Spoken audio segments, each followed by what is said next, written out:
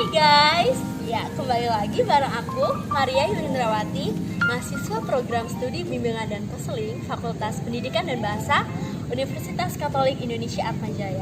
Di sini aku bakal jelasin dua teori pendekatan konseling yang menurut aku itu aku banget. Dan di sini aku bakal kaitin sama film yang udah aku tonton, yaitu film Cek Toko Sebelah. Yang penasaran boleh langsung lihat aja videonya, oke?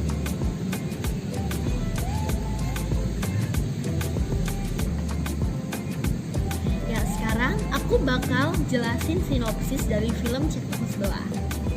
Erwin yang diperankan oleh Ernest Prakasa menikmati karir gemilang di usia mudanya. Dia juga mendapat kenaikan posisi dan bekerja di suatu perusahaan di Singapura. Pacar Erwin yang bernama Natalie yang diperankan oleh Gisela Anastasia juga tidak kalah sukses. Mendengar berita kenaikan pangkat pacarnya, Natalie turut bergembira.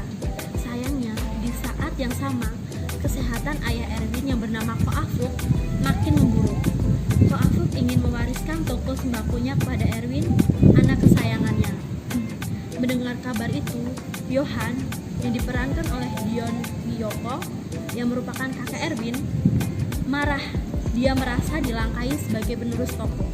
Johan merasa orang tuanya kurang perhatian. Saat ini Johan hidup dalam kesusahan secara ekonomi sebagai fotografer. Johan dan istrinya, yaitu Ayu, merasa bahwa toko lebih pantas dia kelola. Namun, melihat kepribadian Johan yang pemberontak, Ko Afuk tidak yakin kepada anak sulungnya. Sebenarnya Erwin tidak begitu yakin akan mewarisi toko tersebut. Namun untuk mengabdi kepada ayahnya, dia menerima tawaran itu. Atas persetujuan atasan Erwin untuk cuti selama beberapa bulan untuk mengurus toko, kini Erwin mulai mengelola toko tersebut. Dia bertemu dengan beberapa para karyawan toko ayahnya yang beragam kepribadiannya. Ada yang suka mengobrol, ada yang suka genit, dan ada juga laki-laki yang suka dengan Erwin. Masalah mulai datang. Selama beberapa hari bekerja di toko, Erwin melihat bahwa para karyawan tidak maksimal dalam pekerjaannya. Entah karena banyak yang mengobrol atau terlalu banyak bercanda, Erwin merasa perlu menambah karyawan. Penambahan karyawan tersebut sebagai contoh bagi karyawan lain yang sering bekerja seenaknya saja. Karyawan baru pilihan Erwin merupakan orang yang rajin dan bekerja keras. Sekarang aku bakal jelasin Vipatu Strateg, filosofi, patologi, tujuan, strategi, dan teknik dari pendekatan teori Gestalt. Yang pertama, filosofinya. Terapi Gestalt adalah sebuah pendekatan eksistensial, fenomenologis, dan proses berbasis yang dibuat pada premis bahwa individu harus dipahami dalam konteks hubungan mereka yang berkelanjutan dengan lingkungannya. Terapi Gestalt berpandangan bahwa manusia itu bersifat Gestalt atau mempunyai arti holistik atau menyeluruh. Tujuan awalnya adalah klien mendapat kesadaran yang mereka alami dan bagaimana mereka melakukannya. Melalui kesadaran ini, perubahan otomatis terjadi. Pendekatan fenomenologis berfokus pada persepsi klien tentang realitas dan eksistensial karena didasarkan pada gagasan bahwa orang selalu dalam proses menjadi, memperbaharui, dan menemukan kembali diri mereka sendiri. Sebagai pendekatan eksistensial, terapi Gestalt memberikan perhatian khusus terhadap keberadaan sebagai individu, mengalami dan menegaskan kapasitas manusia untuk pertumbuhan dan penyembuhan melalui hubungan interpersonal dan pengetahuan. Penganut Gestalt percaya bahwa manusia bekerja untuk kesatuan dan keutuhan dalam kehidupannya. Setiap orang mempunyai kecenderungan aktualisasi diri yang muncul melalui interaksi pribadi dengan lingkungan dan awal mula kesadaran diri. Pendekatan konseling Gestalt berpandangan bahwa manusia dalam kehidupannya selalu aktif sebagai suatu keseluruhan. Setiap individu memiliki kemampuan untuk menerima tanggung jawab pribadi, memiliki dorongan untuk mengembangkan kesadaran yang akan mengarahkan menuju terbentuknya integritas atau keutuhan pribadi. Jadi, hakikat manusia menurut pendekatan teori Gestalt adalah yang pertama, tidak dapat dipahami kecuali dalam keseluruhan konteksnya. Yang kedua, merupakan bagian dari lingkungan dan hanya dapat dipahami dalam kaitannya dengan lingkungannya itu. Yang ketiga, aktor bukan reaktor. Yang keempat, berpotensi untuk menyadari sepenuhnya sensasi, emosi, persepsi, dan pemikirannya. Yang kelima, dapat memilih secara sadar dan bertanggung jawab. Yang keenam, mampu mengatur dan mengarahkan hidupnya secara efektif. Dalam hubungannya dengan perjalanan kehidupan manusia, pendekatan konseling Gestalt memandang bahwa tidak ada yang ada kecuali sekarang. Masa lalu telah pergi dan masa depan belum dijalani. Oleh karena itu, yang menentukan kehidupan manusia adalah masa sekarang. Kemudian patologinya adalah yang pertama, individu tidak dapat memperoleh kesadaran pribadi, memahami kenyataan atau realitas. Yang kedua, individu tidak dapat mencapai integritas kepribadiannya. Yang ketiga, individu yang mengalami unfinished business atau masalah, pengalaman, persepsi, perasaan di masa lalu yang belum terselesaikan hingga saat ini. Yang keempat, individu yang memiliki kekhawatiran yang berlebihan mengenai masa depannya sehingga mengganggu fungsi here and now secara pribadi. Tujuannya adalah yang pertama, membantu klien agar dapat memperoleh kesadaran pribadi, memahami kenyataan atau realitas serta mendapatkan insight secara penuh. Yang kedua, membantu klien menuju pencapaian integritas kepribadiannya. Yang ketiga, mengentaskan klien dari kondisinya yang tergantung pada pertimbangan orang lain ke mengatur dirinya sendiri. Yang keempat, meningkatkan kesadaran individual agar klien dapat bertingkah laku menurut prinsip-prinsip Gestalt. Semua situasi bermasalah atau unfinished business yang muncul dan selalu akan muncul dapat diatasi dengan baik. Yang kelima, membantu individu agar dapat hidup here and now sehingga dapat mengoptimalkan segala potensi yang dimiliki untuk tujuan self-actualization. Selanjutnya, strateginya adalah yang pertama, penekanan tanggung jawab klien. Di sini, konselor menekankan bahwa konselor bersedia membantu klien, tetapi tidak akan bisa merubah klien. Konselor menekankan agar klien mengambil tanggung jawab atas tingkah lakunya. Yang kedua, orientasi sekarang dan di sini.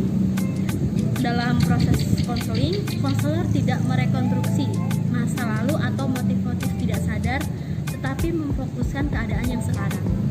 Hal ini bukan berarti bahwa masa lalu tidak penting. Masa lalu hanya dalam kaitannya dengan keadaan sekarang. Dalam kaitannya ini pula, konselor tidak pernah bertanya mengapa. Yang ketiga, orientasi eksperensial.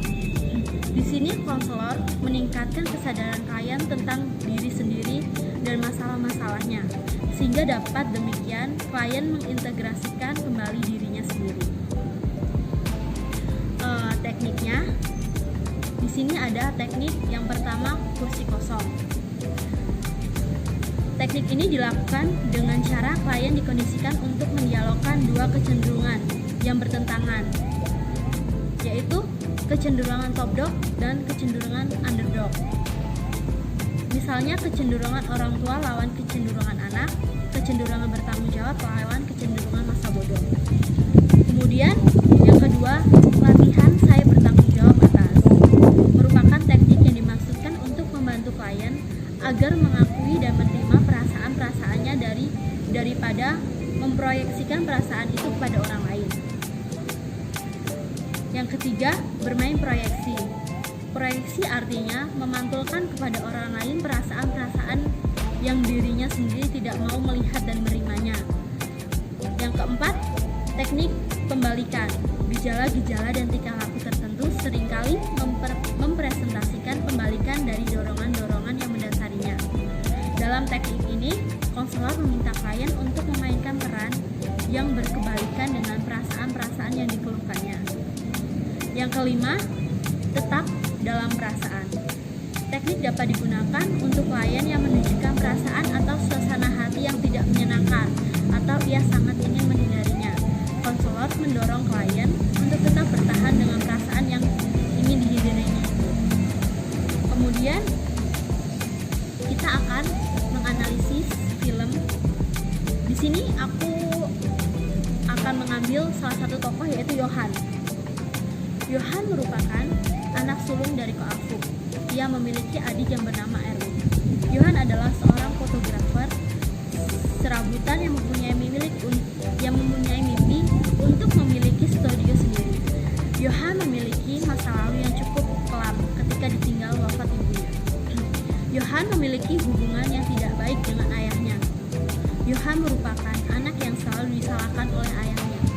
Ketika ia kecil, ketika keadaan ekonomi keluarganya sedang sulit, dia yang selalu terkena imbasnya oleh ayahnya.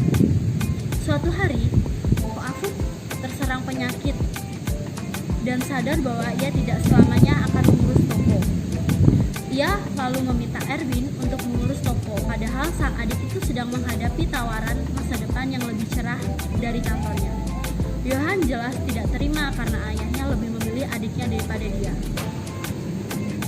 Padahal sebagai anak sulung, Johan merasa lebih berhak terhadap toko tersebut.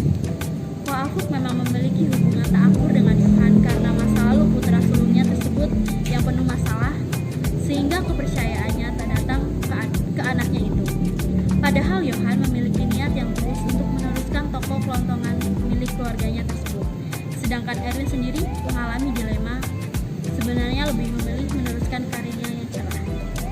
Dalam teori Gestalt, Johan mengalami unfinished business atau masalah pengalaman perasaan di masa lalu yang belum terselesaikan hingga saat ini. Johan belum bisa mengikhlaskan kepergian ibunya hingga saat ini. Johan masih terjebak dalam masa lalu dan tidak mampu melangkah ke masa depan. Johan juga tidak dapat memperoleh kesadaran pribadi, memahami kenyataan atau realitas, sehingga ia tidak dapat mencapai integritas kepribadiannya.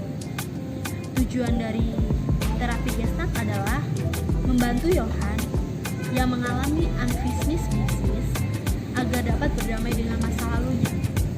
Membantu Johan agar dapat memperoleh kesadaran pribadi, memahami kenyataan atau realitas, serta mendapatkan insight secara penuh agar Johan dapat mencapai integritas kepribadiannya, serta membantu Johan agar dapat bertindak secara produktif dalam melaksanakan tugas kehidupannya di sini dan sekarang, sehingga dapat mengoptimalkan segala potensi yang dimilikinya untuk tujuan self-actualization. Strategi yang digunakan yaitu penekanan tanggung jawab klien. Di sini, konselor menekankan bahwa konselor bersedia membantu klien tetapi tidak akan bisa mengubah klien.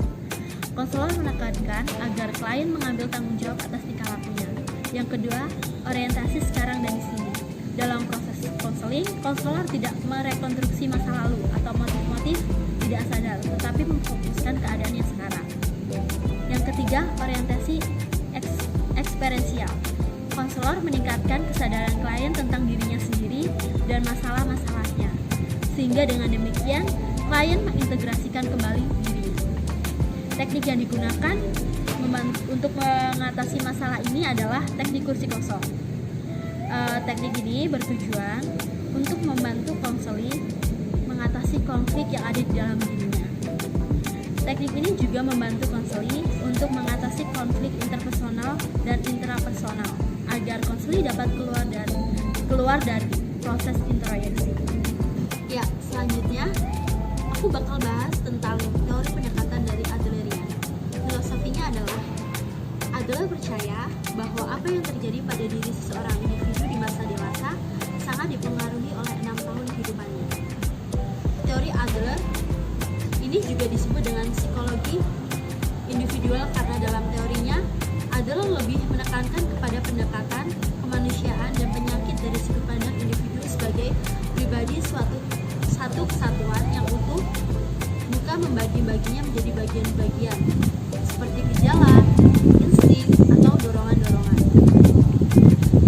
Prinsip teori Adler yang utama adalah bahwa manusia berjuang untuk kesuksesan. Adler juga percaya bahwa manusia dipengaruhi oleh tujuan masa depan selain oleh akibat dari masa lalunya. Manusia adalah makhluk sosial yang mampu menentukan dirinya sendiri, bergerak maju, dan termotivasi untuk berjuang mencapai kesempurnaan bagi diri mereka sendiri dan masyarakat. Manusia memulai hidupnya dengan perasaan sehingga mendorong manusia untuk menetapkan tujuan guna mengatasi ketidakberdayaan mereka. Manusia dengan perasaan inferior akan melakukan kompensasi dengan bekerja sama dengan orang lain untuk mencapai superior. Di sini, teori Adler juga menekankan pada urutan kelahiran. Sebagai tambahan urutan kelahiran, lingkungan keluarga juga penting bagi perkembangan seseorang. Patologinya adalah yang pertama, manusia yang tidak mampu menentukan dirinya sendiri, tidak dapat bergerak maju, dan tidak termotivasi untuk berjuang mencapai kesempurnaan bagi diri mereka sendiri dan masyarakat. Yang kedua, manusia yang terbelenggu oleh perasaan inferior sehingga tidak dapat menetapkan tujuan dalam hidupnya. Yang ketiga, manusia tidak dapat bekerja sama dengan orang lain untuk mencapai superior yang diharapkan. Tujuannya adalah yang pertama, menumbuhkan minat sosial. Yang kedua, membantu klien mengatasi perasaan kecil hati dan rendah diri. Yang ketiga, membantu individu untuk mengembangkan gaya hidup yang holistik dan sehat. Yang keempat, mengubah motivasi yang salah. Yang kelima, mendorong individu untuk mengakui kesetaraan di antara orang-orang. Yang keenam, membantu orang untuk mencapai anggota masyarakat yang berkontribusi. Strateginya adalah konselor Adlerian berfungsi terutama sebagai ahli diagnostik, guru, dan model dalam hubungan kesetaraan yang mereka bangun dengan klien. Konselor membuat penilaian dengan mengumpulkan informasi dalam konstelasi keluarga dan dari kenangan awal klien. Klien didorong untuk memeriksa dan mengubah gaya hidup yang salah dengan mengembangkan kepedulian sosialnya. Tekniknya yang pertama, konfrontasi. Konselor menantang klien untuk mempertimbangkan logika pribadinya. Yang kedua, mengajukan pertanyaan. Yang ketiga, dorongan. Yang keempat, bertindak seadanya. Yang kelima, meludah di sub klien. Yang keenam, menangkap diri sendiri. Yang ketujuh, penetapan tugas, dan yang kedelapan, tekan tombol. Di sini aku bakal analisis kasus dari tokoh Erwin dalam film Czechoslovakia. Erwin adalah anak bungsu dari Pak Afuk. Erwin merupakan pengusaha muda yang sukses.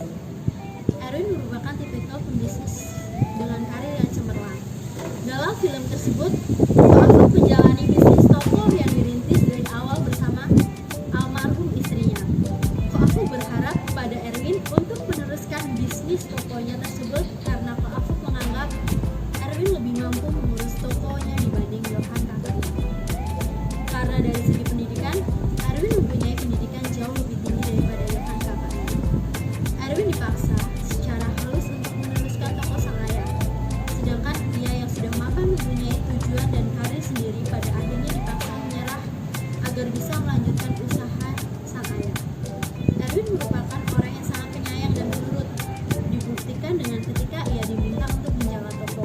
Di lain sisi, Erwin tidak mau mengecewakan ayahnya dan tidak bisa menolak permintaannya, tetapi di lain sisi, Erwin juga tidak mampu meninggalkan bisnisnya dan tidak mau meninggalkan kekasihnya karena hanya menjadi seorang penjaga toko. Patologinya adalah individu yang terbelenggu oleh perasaan inferior sehingga tidak dapat menetapkan tujuan dalam hidupnya. Erwin yang dianggap oleh ayahnya mampu untuk meneruskan toko miliknya, namun Erwin menolaknya. Dia menganggap bahwa pilihannya jauh lebih baik. Pak Afuk yang membedakan Erwin dengan Johan dari segi pendidikan. Tujuannya adalah membantu individu untuk mengatasi perasaan kecil hati dan rendah diri. Kemudian membantu agar Erwin mampu meyakinkan ayahnya bahwa pilihan yang dipilihnya merupakan keputusan yang terbaik, dan meyakinkan Ko Afuk bahwa anaknya baik Johan maupun Erwin mampu tanpa memandang dari segi pendidikannya. Strategi yang digunakan di sini adalah konselor Adlerian berfungsi terutama sebagai ahli diagnostik, guru, dan model dalam hubungan kesetaraan yang mereka bangun dengan klien. Konselor membuat penilaian dengan mengumpulkan informasi dalam konstelasi keluarga dan dari kenangan awal klien. Klien didorong untuk memeriksa dan mengubah gaya hidup yang salah dengan mengembangkan kepedulian sosialnya. Teknik yang digunakan adalah tekan tombol. Klien didorong untuk menyadari bahwa dia